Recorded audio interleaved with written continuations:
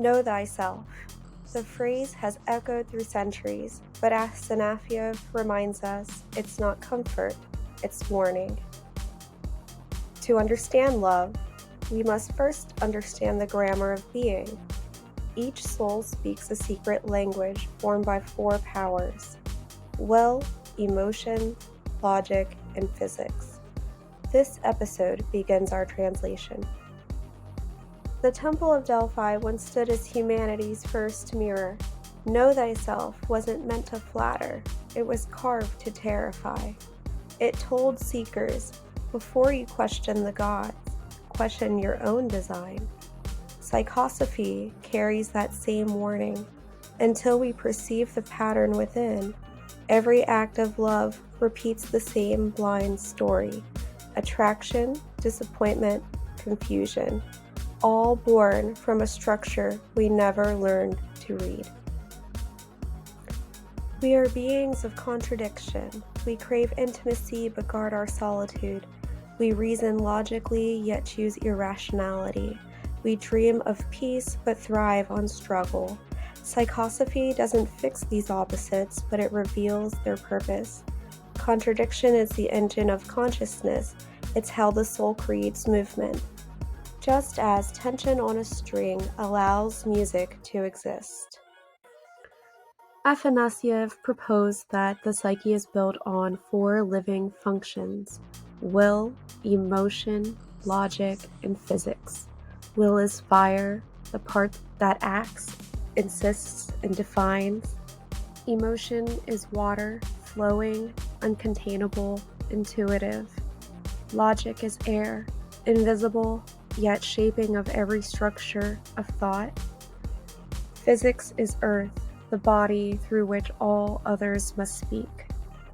Every human is a mixture of these elements, an alchemical formula that determines how we experience love and conflict. But nature never mixes them equally. In each of us, one element rises to command while another fades into the shadow.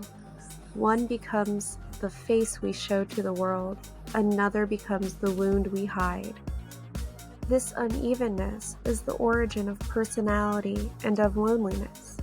Because we assume others feel and think as we do, we speak different dialects of the same emotional language and wonder why we are misunderstood. Recognizing which of our function leads and which lags is the first act of inner literacy. The psyche is arranged like a ladder of four rungs, each carrying a different weight and tone. The first function is like a hammer. This is the part of us that never doubts itself.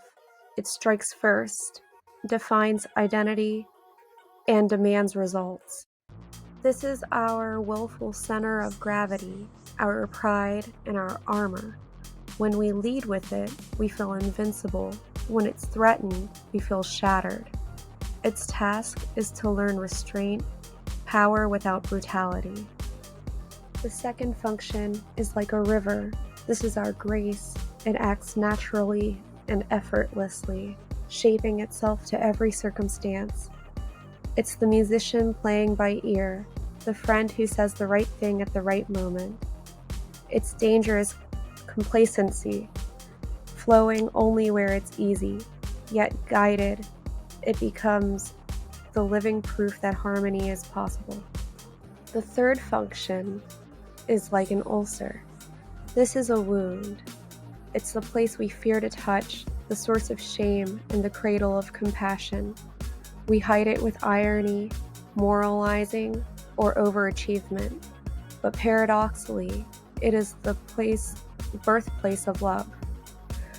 We fall in love where we are weak, hoping another strength might heal the ache that we cannot face alone.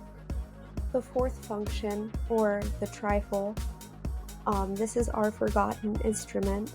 It's soft, imitative, and easily dismissed. It follows others' rhythms and absorbs their tone. When unacknowledged, it becomes dependency. When accepted, it becomes the secret grace. The feather that seemed powerless can carry the entire wind once it trusts its lightness. Together, these four functions create our personal hierarchy, the inner society of self. Understanding them is the beginning of mastery. So again, the dominant function is decisive and forceful. The second is harmonious and adaptive. The third is vulnerable and reactive. The fourth is quiet and unassuming. Every attraction is a conversation between functions. The willful seek the emotional to soften them. The emotional seek the logical to ground them. The logical seek the physical to feel real again. And the physical seek the willful to give them direction. We simply don't fall in love with people. We fall in love with the parts of ourselves we have lost. Love is the psyche's secret attempt at self-completion. Without awareness of these inner blueprints, we rebuild the same house after every storm. New faces, same foundations. We call it fate, but it's repetition. Psychosophy hands us the map hidden inside our behaviors. To know thyself is not to judge the design, but to read it, to see how every choice and attraction forms a coherent architecture. Once we see the pattern, we can rebuild consciously. The Delphic command still whispers through time, know thyself before all things. To know yourself is to locate your own hierarchy, where your strengths blind you, where your wounds hide, where your grace lives, where your quiet talent waits. When you see this inner order, other people stop being mysteries and start becoming mirrors. Self-knowledge is not isolation. It's the only path towards genuine connection. Each of us is written in 4 words: will, emotion, logic, and physics. Every life is a unique syntax. Every relationship a dialogue between grammars. When we understand our own structure, love stops being a riddle and becomes a language we can speak fluently. The first wisdom of the soul is not grand revelation, it's literacy, the ability to read what was always written within.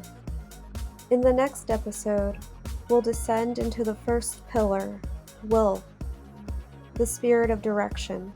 We will explore how desire for control shapes destiny and how true strength begins not in domination but in alignment, and what moves through us.